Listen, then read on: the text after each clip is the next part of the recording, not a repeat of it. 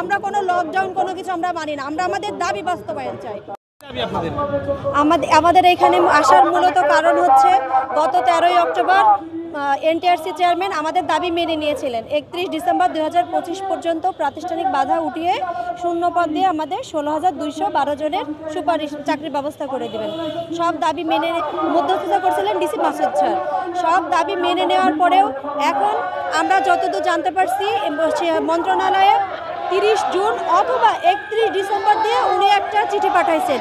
এখানে অথবা প্রশ্ন কেন আসলো? আমরা তো 31 ডিসেম্বর পর্যন্ত বলেছি, আমাদের দাবিও মেনে নিয়েছে। দাবি মেনে নেওয়ার পরে এখন কেন কালক্ষেপণ করছে? 30 জুনের কথা কেন আসবে?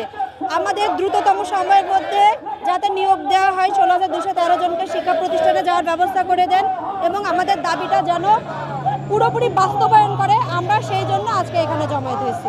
যখন দেয়ালে পিঠ ঠেকে যায় তখন আর কোনো বাধা কোনো কিছু আসলে না। আমরা তো তারপরে তো 16,212 জন আমরা ওনাদের তো থামায় রাখছি। সবাই তো আসার জন্য প্রস্তুত। রাজপথে তারা কোনো রকম তাদের দাবি দেওয়া মেনে নেওয়া পর্যন্ত তারা রাজপথ ছাড়তে রাজি না। তারপরও তাদের প্রতিনিধি হিসেবে আমরা এই যে ভাই বোনেরা এসছি, আমরা রাজপথ আসলেই ছাড়বো না। আমাদের দাবি মেনে নিতে হবে। আমাদের 31 ডিসেম্বর প্রাতিষ্ঠানিক বাধা উঠিয়ে সবাইকে নিয়োগের ব্যবস্থা করতে হবে এবং দ্রুততম সময়ের মধ্যে। আমরা কোনো লকডাউন কোনো কিছু আমরা মানি না। আমরা আমাদের দাবি বাস্তবায়ন চাই এবং আমরা কোনো কালক্ষেপণ কোনো কিছু চাই না। আমাদের সচিব ম্যামের সাথে আমরা এর আগে দেখা করতে গেছি। সচিব ম্যামে পিএস আমাদের যথেষ্টই আমাদের সাথে দুর্ব্যবহার করেছেন। আমরা চাই আমাদের সকল কিছু বিবেচনা করে উনি আমাদের সাথে যথেষ্ট দুর্ব্যবহার।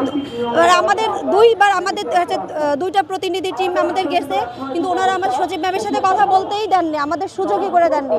যাই হোক, আমরা চাই যে আমাদের সমস্ত কিছুর হিসাব চুকিয়ে দিয়ে 16,213 জনকে নিয়োগের ব্যবস্থা করে দ্রুততম সময়ের মধ্যে শিক্ষা প্রতিষ্ঠানে যাওয়ার ব্যবস্থা করে দিক।